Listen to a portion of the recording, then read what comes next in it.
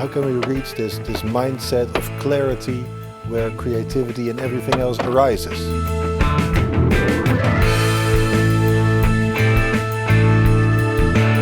Comparing your insides to someone else's outsides. There is no best thing.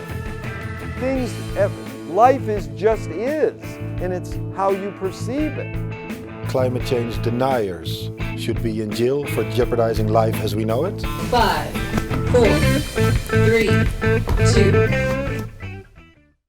Welcome to the newest episode of Tim Buendias On a Mission. Today we have a very, very special mission because we're going to go down through the caves of emotions where deep inside somewhere in this miserable universe we find comedy. Mm-hmm. Today we here right in the studio at Community Medias of the Foothill we have Jason Klamm. Yes, hi. Did I say Klamm? No, you said it right. Did they say Klamm? No. All right. So Jason, you're a comedian. Yeah. What does a comedian do? That's a really good question because there's a variety. I don't do stand-up. I don't do sketch anymore. I don't like stand-up. You don't like stand-up? You don't like stand-up? I've never seen good stand-up. I've only seen like 3. No. I went to it was one of the most miserable nights of my life. Oh, here's the thing. If you're going to see amateur stand-up, then that's your problem. It was a good friend of mine. He was like, hey, I'm going to do stand-up tonight. Are you going to come? It was in Sydney. Uh-huh. He was like, hey, you want to come? And with some other friends. And we just sat there in the audience, and he was so awkward and bad, like nobody had to laugh. It was quite sad. It is sad. But that's often the funniest stand-up. Stand-up is sad. Yeah. If you don't know them, if you have to cheer them up afterwards, it's not so funny. Sure. No, that's true. But if you're just an audience member who doesn't have a personal investment in who they are behind the stage, lucky you get to laugh if they're funny. But I mean, 99% of the time, it's not going to work out for you. What kind of comedy do you do? I do sketch, I do improv, not on stage, any of this, all on camera. It's always been on camera my whole life, which is the one, I guess that's the thing that sort of separates me and also limits me. Does it, do you need the camera to be able to be more your character? Depending on the character, yeah. You do several characters? Yeah, I mean, the one character that I've been doing for 12 years now is desperate to be in front of a character and is not much of a person if he's not on What is camera. his name? His name is Jason Klamm. And you've been doing a character for 12 years? Yeah. Who is this person? July 2004, I decided that I would have a fake campaign for the presidency because I knew I would be eligible in 2016, this year, and there was no good slogan for that, so I decided my slogan would be JK 2020, a perfect vision for the future. And then also, in parentheses, also running in 2016, no slogan yet available. So I've been doing this fake presidential campaign now for 12 years, and my character started out as this kind of aw shucks, apple pie, kind of like Jimmy Stewart-esque character in his love for the country, but he was also just upsettingly stupid, and that was the big disconnect there. Was it a little bit like Trump? Upsettingly stupid. Yeah, here's the problem. He's way more. Shouldn't you say those things? He's way more comfortable saying this stupid stuff that he says because my character is constantly wishy-washy about it. I have to ask the audience though if it is possible to say those things about our future president. Is it possible to say that someone is? Well, he's not like my president. Right. How about you guys? Is he going to be your president? Well, I don't know. There's not much else to choose from. This is not yet one of those awkward silences. I mean, right. They're going to come later. No, this is one of those. This is a good one. It's a good silence. It's solid. Mm-hmm. I like solid silence. Mm-hmm. We can do. Oh no, no. What drives you as a comedian? Why do you continue to go out there, make comedy, make jokes? Mm-hmm. There's a lot of stupidity in the world, and I don't think there are a lot of stupid people, but I think there's a lot of stupid things they say, and I think good comedy helps people see the stupidity in themselves. I'm simplifying, but helps see just the poor ways they express themselves, the way they hurt people with their words, the way they hurt people with their actions. It just helps expose the worst parts of you in the funniest possible way. And it also helps you deal with some of the most upsetting facts of life. So you do comedy to put everything in perspective. If I can. If I can. There are definitely times when it's just, oh, this is a really funny laugh, equivalent to somebody getting hit in the balls. But, you know, I mean, I try not to do that kind of humor, but every once in a while it sneaks its way in. What are you going to do? Because sometimes something happens and everybody is like serious about it. The media is serious about it. And like until someone says, hey guys, this is actually funny, then people are like, it is actually really funny. Yeah. But everybody's serious about it and you have to be serious about it because Unless it's somebody gives dangerous you, sometimes. it is very dangerous because the thing is, there are obviously times to take things seriously. That's great. That's fine. But if I don't care what I'm taking seriously, I'm constantly looking for what the funny angle is. That could be an element of my OCD, just helping me deal with it. But that then expresses itself as comedy. But so if I understand it, because you do it from an idealistic point of view, you're not like sarcastic or anything, or are you? No, I mean, what I do I would call satire. So sometimes satire, I guess, can be considered sarcastic, but I try and more just play it straight to be as funny as possible. You know. What is the funniest thing that you ever done? Oh my God. The funniest thing I've ever done? Wow. Wow. On camera. On camera. This is, consider me just massively perplexed. I don't know. I'm not, whenever I do anything, I'm rarely the funniest person on screen, and that's by design. Off the top of my head, I don't know. I can think of some of the funniest things I've done in life, but they would tickle me more than anybody else, you know, so. Well, it's important. I often end up be the only person laughing about stuff that I do. Mm-hmm. You have to be willing to do it. You have to think that you're funny, of course, if you want to be funny out there. Yeah. Because if you can't be funny out there when you think pretty badly of your own humor. Of course. But at the very least, if you've got a sense of humor that nobody else gets, you can, like all other comedians, just, you know, wallow in self-pity for a while, and that's helpful. Is it an emotional journey for yourself to be funny and out there in front of the camera? Yeah. And I've, you know, the last few years I've taken actually acting on stage too, and that helps. It's fun. Do you use a lot of drugs? No. I drink on occasion, but no. And do comedians get depressed Oh yeah. in general? Yeah, I think so. I don't think it takes being depressed to be a comedian. I don't think all comedians are depressed. They're not necessarily mutually exclusive, but they're also, you know, not necessarily linked 100% either. Because I mean, I'm one of those people who, when I've known Tears of a Clown comedians, I don't use the word hate, but I don't like those people. I find them to be upsetting and pretentious, and I just want them to get over it. You're a comedian. Your goal is to make other people laugh. What are people supposed to think if they see you just, again, wallowing, stewing? It's no good. Would you say that to Robin Williams as well? I would, well, I wouldn't say much to him now, but if I had the opportunity before he had passed away, and if he had somehow come to me for advice, which would be the strangest thing in the world. We could pretend, actually, this was taped like a couple of years ago, that he was still alive. Oh, okay, sure. Would you say that to Robin Williams as well? No, it's his own journey. That's the other thing too. I can't tell somebody to cheer up. That's like telling somebody to, you know, stop not having a toe if you lost a toe. It's just part of you. It's something you have to work on constantly.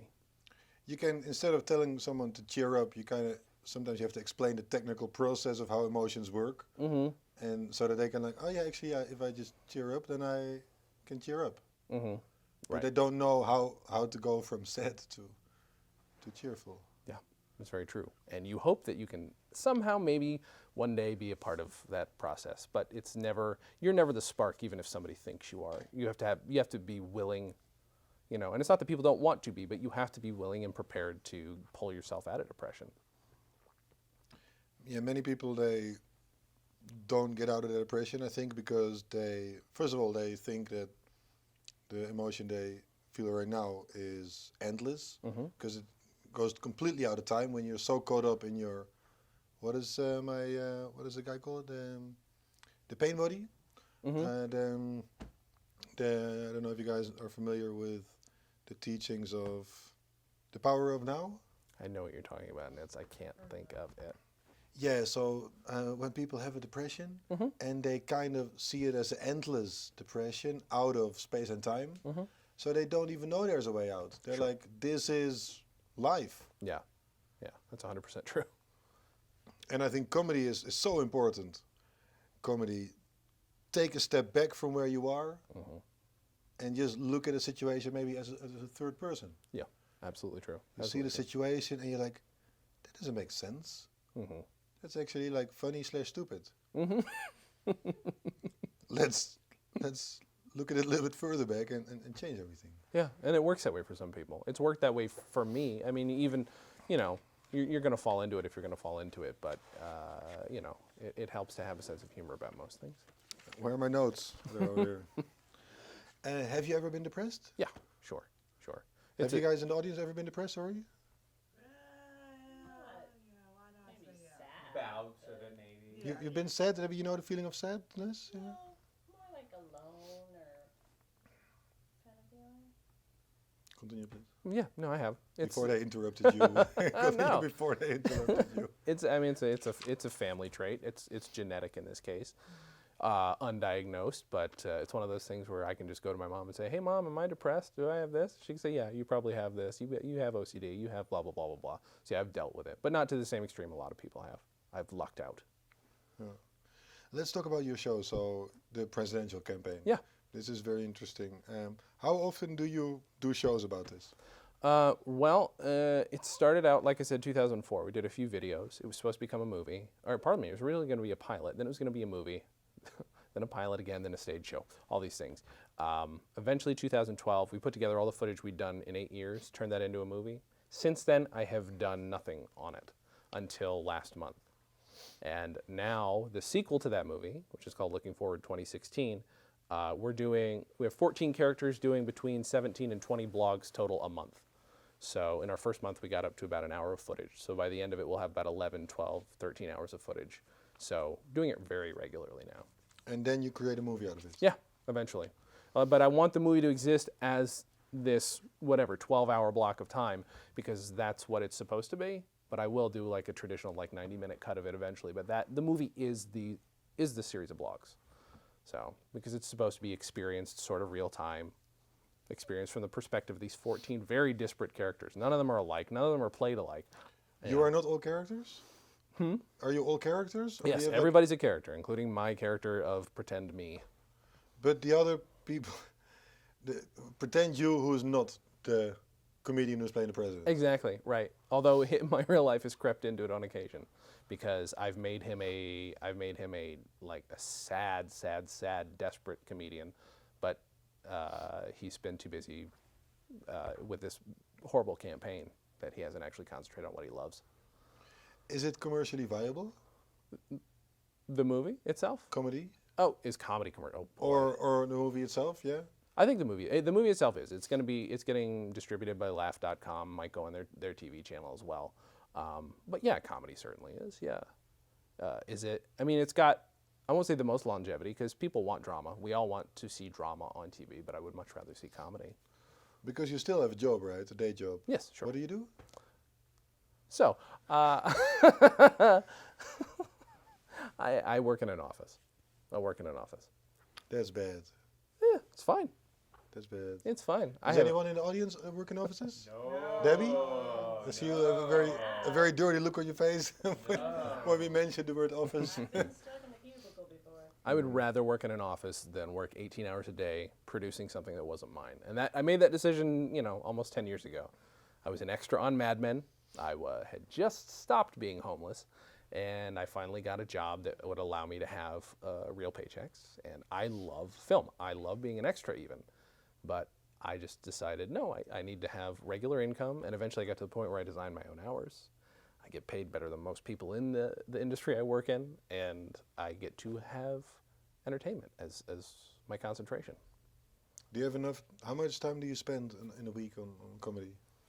Most of it. I've got my 8 hours a day, a work day. I need to learn to speak. I have my 8 hours a day at work. I have a half an hour lunch. That's spent on comedy.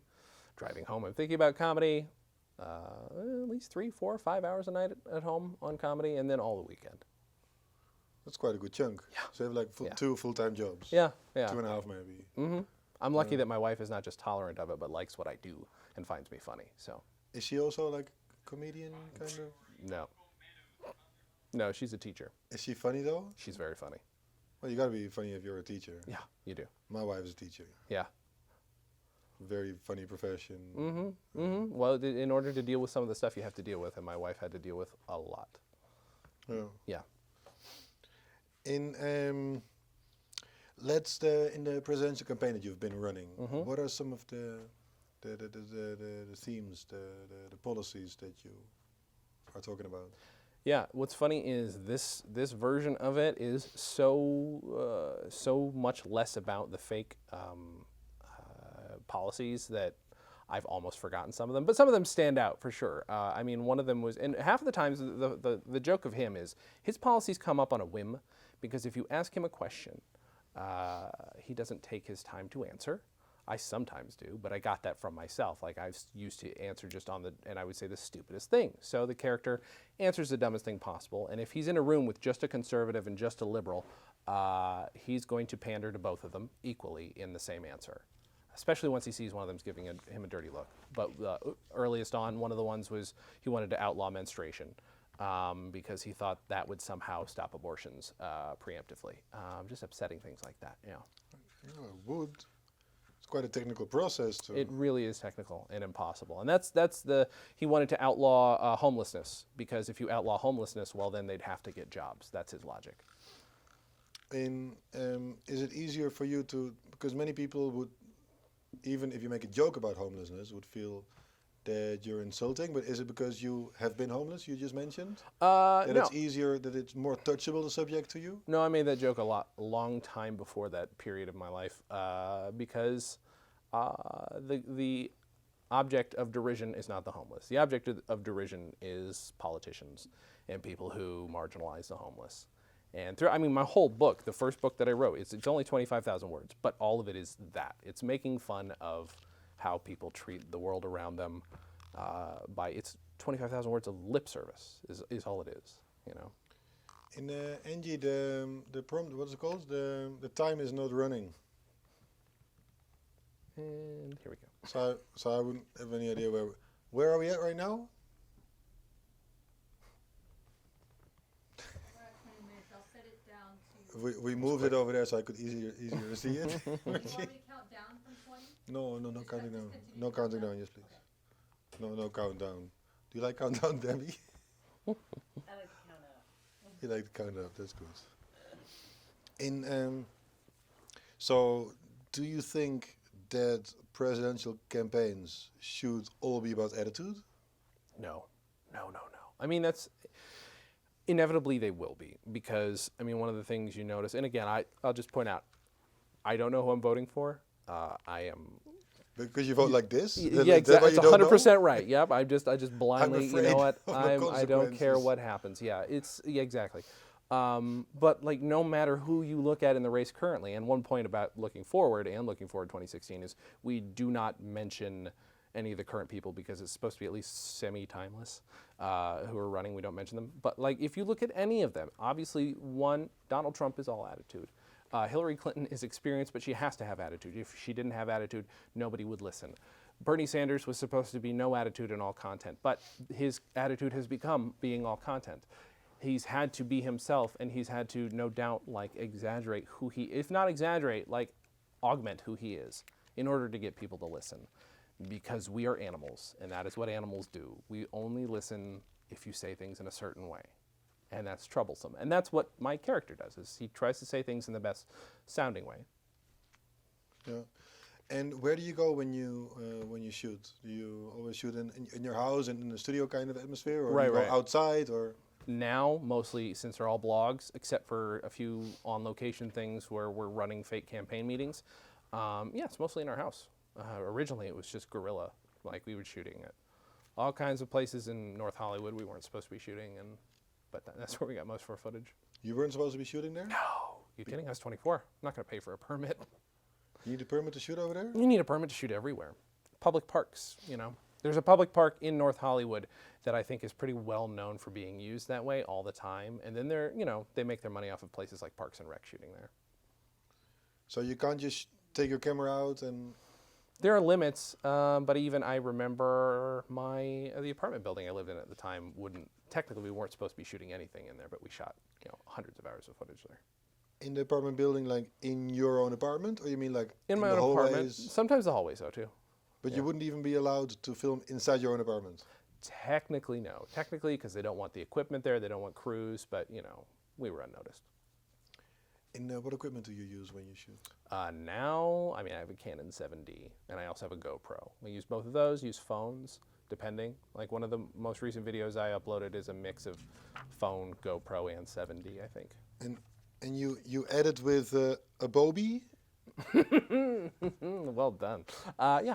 I just, for some reason, the other day thought it would be funny if people started saying Adobe instead of Adobe. But yeah, I edit with Adobe. Most people do not use that anymore. Not the standard. Well done. Pulled my Twitter. That was good. And how, so you do a shoot. Let's talk about the actual process. Maybe people over there, or over there, or even over here. Maybe they're like, hey, I also want to get my own content out. Many people, of course, have YouTube channels. They don't do anything with it. Other people, they do, and they should get their content out. How do you organize a shoot? What should people do? How difficult is it when you film 1 hour? How much do you edit? What does it take to get content out there? It's super difficult. Getting it out there, putting it up somewhere is not that hard. Getting people to notice is a big thing. I directed one of the first viral videos ever, 2001, before YouTube ever existed. People don't remember it as much, but if you know memes and like this early stuff, like people know our video. And what was it? It was called, there's a bit of a backstory to explain it. There is an Indian pop star named Daler Mehndi, and he did a song called Tunak Tunak Tun, and he's an Indian guy. It was the first green screen video ever shot in India. There's 4 of him. He's doing these dances that were very foreign to us hicky white guys growing up in upstate New York. So my friend and I decided to recreate it, again, with him being incredibly white. And we uploaded it, like I said, 2001. And it overloaded the servers, and he was not allowed to have a website for a while because of it. So, yeah. You were not allowed to have a website? Basically, when I you say get too much traffic. Yeah, basically, I simplified it, but yeah, they shut him down for a while. He had to buy a new one. That's good. Yeah, one of the earliest ones to do that, and I don't know how that happened. I think it was email sharing back then. Yeah, you just have a link in the email. You send it to everybody. And then you send it. I remember those days when I was traveling in those days, and I just wrote long emails to people in other countries, but I never danced. Like, what was the dance? I can't really imitate it. I wasn't the one who starred in it. I directed it, so. You must have seen the video quite a few times. I have. Yeah. Could you do the dance? I don't think so. I think I'm utterly incapable. If some of you in the audience maybe can watch the video very quickly and then come back here and do the dance, would you recommend that? Sure, I think I should do that, yeah. Take a little break. We have some time. Well, we have about 20 more minutes of the show, so you got like 10 minutes to prepare. That's a long way of saying it's kind of easy to get stuff up there, and it was in 2001. But like shooting is always complex. I used to do it so guerrilla though that things went utterly unplanned, which is why it took 8 years for me to finish the first movie. That first movie is very rough. I enjoy it, I like it, but what I'm doing now is much more planned. It's a 25-page, I wrote out a 25-page script, which doesn't sound like a lot, but it's all improv. And people are just shooting it in their own homes, and then I'm arranging for, theaters or other places to shoot. Actually, we had to do something guerrilla the other day because we needed a second location. We ran out of time at our first location, so luckily one of my friends who was visiting town was renting a minivan. So that entire campaign meeting took place in a minivan, which was intended to reflect. We were supposed to show how little money the campaign has anyway, so it worked out perfectly. How many people do you generally work with? Well, or not generally, but for this, like I said, it's about 20 people and that's the actors themselves. Some of them don't even live in state, but yeah. And how do you get them? They just how do you get them to act? Oh, how do I get them? You pay to act? them? No, that's the hard part. I can't pay them, and they know that. But they work for me because they're friends, and I met most of them through a show that I do in North Hollywood called A Drinking Game, One of them is my best friend for 25, 26 years now. He lives in Boise, Idaho. He happened to be visiting, so we shot some stuff with us here. But yeah, most of them from our drinking game. What is a drinking game? We do it. I've read about it earlier. Yeah, it's On basically the little piece of paper it says the it's drinking the game. drinking game. What? Basically, we do 80s and 90s movies. We do a stage reading. We dress up, and we just do a stage reading of the movie. We drink. Audience drinks. There are drinking cues. I on stage have to drink if one of the other characters says my name, and yeah, it's a lot of fun. We do it once a month. So it doesn't have to do anything with video? You don't video the... No, they don't. I wish they did, because I could use some of that footage for my reel. Do you know what it means when people knock on the door and they say, Old Bill? Do you know that? I do not. That's the grammar police. Very nice. Very nice. It's the grammar. It's mainly British. The grammar police. Sure. Do you speak British? Yeah. Yeah. Solid English. What British. about the grammar police? What about them? I'm supposed to remember the joke that I posted on Twitter now that was something about Rivers Cuomo. That's what it was. Maybe we can have Neil say the joke, No, I don't know. if you don't remember all of it. Oh, I remember what it was. I basically remember the stupid joke. You want me to read my Twitter feed? Here, let me pull. Yeah, we can tweet live actually right now. I said I know that it's supposed to be Rivers Cuomo, but it just sounds more natural saying River Cuomo's. River Cuomo's? Rivers Cuomo being the lead singer of Weezer. It's a thinker. Those are my kind of jokes. But if it's I want you to be scratching your head before you laugh. Rivers Cuomo is the name of a person. If you change the name of a person, is it still grammar? But that's the joke. But the police wouldn't know. It's like attorneys general. I'm not even from here.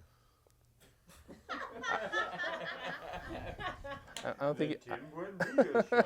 I'm just gonna go and see your Twitter Okay. feed. That sounds good. I don't think I even got it. What was the name of the person? Rivers Cuomo. What platform would you ideally have for your comedy? Ideally, if you say you would quit your job later this year, around November, you move to Canada, Sure. Sounds good. like most of us, Right. and you sell your house. Let's say you would have 3 houses, and so you have all that money to start the show. Oh, okay. Right. My three What houses. would you do with like that money in Canada? Oh boy. Well, first of all, I go to England, but that's because I can be a citizen. So I will go to England. I will use my dual citizenship up, and then I guess my ideal platform would have to be something the BBC does. But like honestly, like a Hulu or a Netflix. I mean, I still want to do theatrical films and stuff, but for the stuff I'm doing right now, perfectly suited to Hulu, Netflix. More people are going to find it that way. And you would do the same as you would do now, the same content. I think so. I just do more of it. I'd have more time to develop it. Yeah, Yeah, and actually pay people to help me. You know. that'd be nice. I'd help you if you'd pay me. Okay, good. I'll keep that in mind. I'm pretty sure they would. They would. They would not help you if you pay me though. You have to pay them. Audience, I realized that we have some questions from over there. Are there any questions from the audience? Debbie, would you have a question? The question from Debbie. What's your last name? Sorry. Polakowski. Debbie Polakowski. Asked the question, Who are your influences? which is, who are your influences? Mel In Brooks. comedy, right? In comedy? Yeah. Sure. Starting out, Mel Brooks, the Marx Brothers. Let's see. Those are the two biggest, honestly. But most recently, like Edgar Wright, who's a genius of a director. Simon Pegg, my favorite. He and Gene Wilder are tied for my favorite actors. So I'm going to Google all these people. Okay. No idea what you're talking about. Mel Brooks is a god of modern American comedy. Yeah, he's a genius. Who is your favorite British comedian? Ooh, here's the problem. I'm going to come up very short, but Stephen Fry and Hugh Laurie together. I asked that because you're considering moving over there, I'd do it, sure, why not? and they would keep you with arms like Of course they would. Yeah. if you already start bragging about the comedy. Do you like Faulty Towers? Yeah, Faulty Towers is fun. Do you know Father Ted? Have He's I not. seen He's Father Irish Ted? actually. Right. I don't know if I've actually seen Father Have Ted. you heard of it? Oh, yeah. Ooh. It's something my mom used to watch. Nice. Yeah. Respect your mother. Mm-hmm. I think it's my favorite. Do you guys know Father Ted? Man, Father Ted is funny. Yeah, I will watch it. I would definitely recommend it. You'll probably move to the little island that they live on instead of moving to England. Yeah. You know what? I have to have, now that you're saying it that way. Yes, I have, and I enjoyed it. Yeah, it's gorgeous. Neil, question. Ask him about his impersonations. Do you do any impersonations of anyone other than Jason Klamm? Yeah, I do. In a drinking game, that's actually one of the reasons I think they've kept me around for 5 years is I mostly just, not mostly, but when it's called for, I'll do an impersonation because it's the kind of show where you're trying to recreate an experience for people and they don't want somebody who screws up a line or if they can sound like a character doesn't. So, yeah. And who do you do? Let's see. For that show, I've been Marty McFly. I have been Garth from Wayne's World. I have been Hans Gruber from Die Hard. I have been. Let's do Garth and Hans. I could do like Hedley those. And I Lamar know better. Hedley Lamar from Blazing Saddles, which is my favorite one. Can you do Garth? I don't know that I could do it on the spot. Well, we have 3 cameras. It doesn't really work without the wig. That would be my argument. I've got one for each one of these, by the way. He has to be in character. Angie, do we have any props? Angie? Any props? Garth wigs? No Garth wigs? That's strange. We can sing the song like all together, and then maybe it will come up. Wayne's World, party time, excellent. I know what it is. Neil, you know the Well, song? I've seen it lots of times, but now I don't remember. Neil, could you do the little thing that I just did from Wayne's World, party time, excellent? Wayne's World, party time, but I don't know if I'm on doing the right beat. Excellent. Let's look it up. Are you ready to do Garth? No, I don't think so. What about well, you talk about Wayne's World anyways. What about Austin Powers? Too old, or too new, I'm sorry. And also, I don't know that there's a call for it. It would be a little too much, I think. To do him right now, you mean? Oh, I like couldn't do the impression. I in cannot. live? That's an impression I cannot do. I thought you meant as a drinking game. That would be impossible. But no, I cannot do it. Austin Powers. Because I remember when I watched Wayne's World, and of course Garth. What is Austin's name in Wayne's World? Mike Myers. Wait, No, but which one? in Wayne's World, Wayne. Yeah, Wayne. He's Yep, Wayne, of yeah, course, he Wayne. would be Wayne. Yeah. Because when I saw that movie, and of course Garth is a little bit like weird and maybe idiot. I don't know if it's politically correct to say the word idiot on TV. That's fine. Do you use it in your shows? Probably have. Yeah. And then Mike Myers is like this very cool dude in Wayne's World, right? And then there's Austin Powers, in which he's also quite cool, but very different. It was very different. I think when I saw Austin Powers for the first time, I really understood the essence of comedy. Really? Yeah. All right. That was quite a revelation. Audience, anything you have to say about Austin Powers? Love it. Yeah. Yeah. Classic. What type of comedy would you classify that as? Because earlier you said something how that relates to how people see stupidity, etc. What would I classify Austin Powers as? Yes. Yeah, let me say it in the microphone. What type of comedy do you classify Austin Powers as? Slapstick. Do you think it's with slapstick? I kind of think more about like the Hardy and. I think it's in that. Laurel? It's in that tradition. I mean, he's just replaced like It's very a giant- physical. The humor is very physical. He's replaced a piano on stairs with a bunch of urine jokes. You know, it's his own. He gets laughs from an interesting place. I loved that movie when it came out. I haven't seen it in a long time. I don't know if I would still like it. Maybe. What is VHS Fred?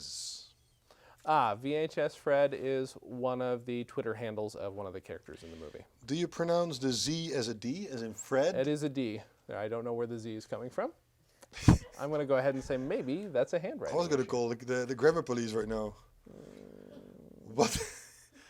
What is VHS Fred? It is Duh. it is a character who has just been revealed in the storyline to be our first campaign intern, who thinks that VHS is the more true medium for films to be on. He's a hipster. Nice. Yeah, he's a millennial. Do you think that hipsters are very big in the current political campaign that is timeless? I think they would have to be at this point. I mean, you know, not everybody's involved, but if there's a cross section of who is involved, there've got to be a few hipsters and definitely a lot of millennials. In someone who's been campaigning for the presidency for so long, what would be the favorite moment in the 2016 presidential campaign so far? You might find this ironic, but I haven't been paying attention at all. I've been concentrating on my own thing, mostly because I'm tired of what I see. Honestly, there's nothing been interesting enough for me, except for Ted Cruz looking like a creep. That's funny to me. Ted Cruz is gross looking. That's about it. It's not going to be funny when he's going to be like in the White House. Yeah, like But I he's said. not going to be there, so it's fine. Sure. No. I think I used to be an election. I used to be a little bit addicted to the 2016 election. I think. I think since very recently, I'm kind of a notch down again, going back to my life back again. I think the election is quite over right now. Sure. Only 7 months away. You might as well stop now. Everything has been said already. Nothing new will come up. So I think that's been quite over. But so, audience, what has been your favorite moment in the election right now, Noah? I actually have a question for you, Mr. Buendia. Rebound Are you voting? on Are the you spot. registered to On the vote? spot. I am not a United Station United Station. currently. And not being a United Station makes me ineligible to vote. I think most of you guys are United Stations, right? Sure. Yeah. I had to make up that word actually. I did it, I think, last couple of years ago, because I found out there is no word for citizens of the US United citizen. States. Right. Right. Probably be okay. Yeah, but which nationality has the word citizen in it? That's so weird. Like, I'm of the Dutch nationality, you're of the US citizen nationality? No, I'm actually Polish and Italian, but Where does that go? an American citizen. Yeah, but American, of course, there are like a bunch of countries in America. There are like True. several dozens of countries in America. True. And because I lived several years in American countries other than the United States, I don't want to insult the rest of them. But for many people, they don't even insult them. What do you make of that? I think it's a legitimate concern to have. I think we should come up with something, and I'm down for maybe short it to station, which then makes me think you station two, which is in the throat. I don't know. what we're Station, gonna- sorry? Yeah, if Station you just two? shorten it to station, because you're in America and we don't like to say long words or think too long about things. So if you shorten it to station, again, that's going to be even more confusing. But it's fine, because eventually it'll take over if it becomes a hashtag. So Yeah, because the Metro Gold Line opened earlier this year, and there are 6 new stations already only on the Gold Line in this area, the Monrovia area, right. with 6 new stations. And now you are kind of suggesting that we need another 300 million stations? Yeah. With an A instead of an O. That's my thought. Oh, that will make a Yeah, difference. hashtag it. Like I said, make it happen. Hashtag make it happen, hashtag station. With an A. I've used that hashtag before, make it happen. Excuse me, Debbie. Did you say something? Debbie, I've used that hashtag before, make it happen. It's a good can, one. can you make it happen, happen, Jason? Can you make it happen? Yeah, I can. And Angie, just in case the cameras are not aligned, the footage, we're just going to clap again. Just in case we're not aligned. Is it okay if we all clap together? Sure. Yeah, Could you let's do it. count up to 3 and then we clap on 3? All right, I'll try. 1. But you, Angie, you as well. I know that you, because you're out there This isn't golf. and you were not in the studio. Can you call Anthony? Don't worry about it. Don't worry about it. I know he's busy. Don't worry about it. Let's clap. Let's clap. Okay, 1, 2, 3. No. Oh. On 3, right? On 3. Yeah, Okay. I think it I'm should not be going to be on able 3. to. One Allow. clap. One Wait. clap. In which case, I should probably be a little more, like, rhythmic in my counting. I have very little rhythm. Did I not? Tim, are we sure you're not drunk? I know. What was in that French onion soup? Yeah. I'm wondering. You know what? I was looking up Did he eat the recipes and they package? use wine in the soup. Is that what it is? Another question from the semi-audience, because Angie is not audience. Angie is actually operational manager of this show. What was the question again?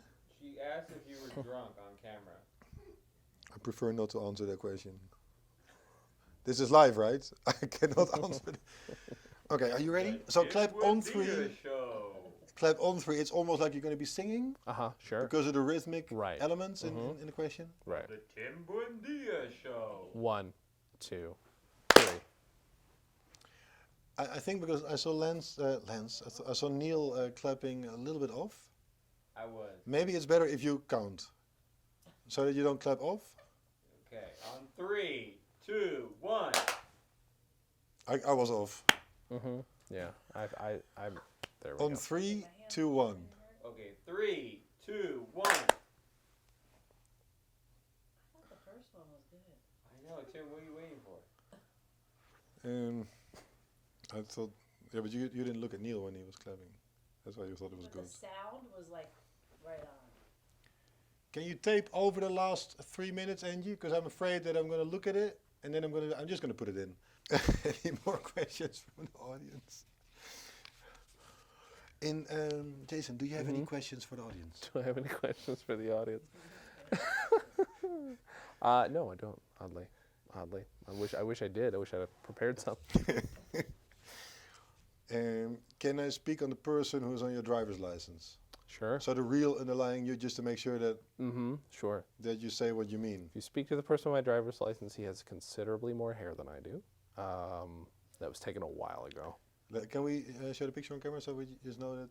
Sure. Yeah. Go ahead. Right. Do that. Okay, we're just gonna show it on camera right now. Mm-hmm. We're gonna put it in later, Debbie. Remind me, please, to take a picture of the driver's license. What? Yeah, that's the fun thing about my movie is I get to watch myself bald in real time. It's great. Not real time, but it's sped up. But it's fun. Watch yourself go from having a semi-full head of hair to whatever this is. In one movie? Mm-hmm. Because it's 8 years, right? Yeah, 8 I years. have more hair in my picture too. Jason, it's been a journey here. Mm-hmm. Come with a joke, Tim. You have to be funny real fast right now because this is live. We are watching this in real time. So what are you gonna do this year later? What can the people over there look forward to later this year? Well, more of Looking Forward 2016, which is at lookingforwardmovie.com. I have, let's see, that's coming out. My documentary, Lords of Soaptown, is coming out in a few months. I'm not sure exactly when. That's going to be on video on demand on a few different services. You can still see my book, Postmortem, The Interwebs Explained. That is a book that I wrote last November. Probably going to be doing an audiobook for that later this year, or at least a comedy album to go with it. And then just more episodes of the Comedy on Vinyl podcast, which is my weekly show. You're a comedy machine. Yeah, I hope. When are you gonna get rid of your day job? When this starts paying me. But until then, I'm fine. All I'm you have to really do is make a business plan. Mm-hmm, Refer sure. to episode before.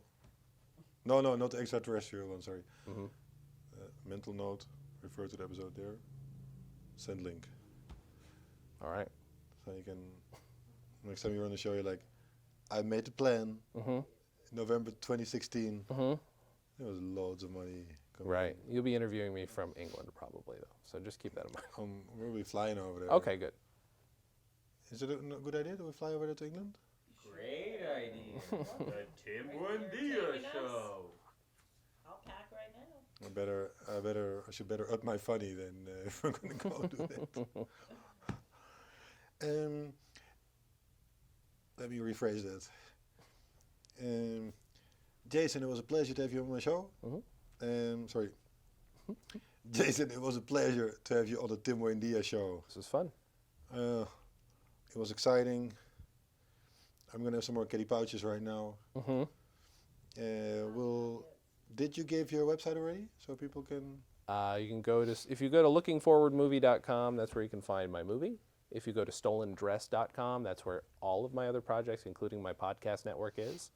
comedyonvinyl.com, postmodembook.com is where you can find my book, Postmodem, The Interwebs Explained. And yeah, those are the best places to find me. 5 places. Yeah. If you're not If here, you then you just can go go to over there. You can find me there. If you just go to stolendress.com, everything is there, literally everything. Okay. Why Stolen Dress? That was something my roommate came up with in 2003. He said we should buy stolendress.com. Wouldn't that be funny? I agreed for some reason, bought it, and that became my production company. When you guys were the dancing people in the first viral video, did you guys wear dresses? No, he just wore a jacket and a goofy hat. What if you would remake that movie right now? that We've video? thought about remaking it. It's 15 years old now. And we've been trying to get the guy who starred in the original video, which, by the way, I should point out, was like the original viral video. We jumped off of his and did our own. We've been trying to get him to do an anniversary video with us, but And he is in. he's in India. So it's a little hard. He comes to America every once in a while. Pardon me. He comes to the States every once in a while. Nice, but he's not United Station. He is not a station, no. Is he Hashtag Indian? station. He is Indian. What does that mean? He is from India. Okay. Real but Indian. People are always like, no, he's Indian. This is Indian land. We're gonna go to the casino. Right, right. I'm like, They're embracing I it. have to work tomorrow, and it's like, it's like a 16-hour flight. All the way to India? I haven't tried. I haven't tried. That's not the right ending.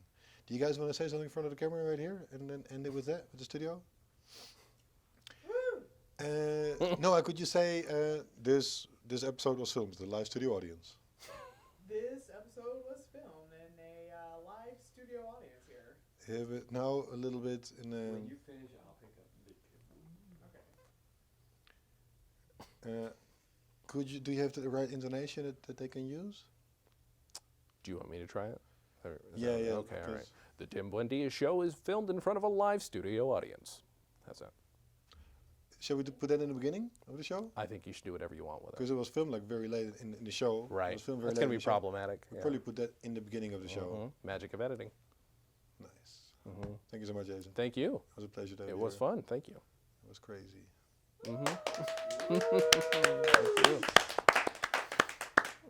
This is where I'm going to be like using for the clap thing.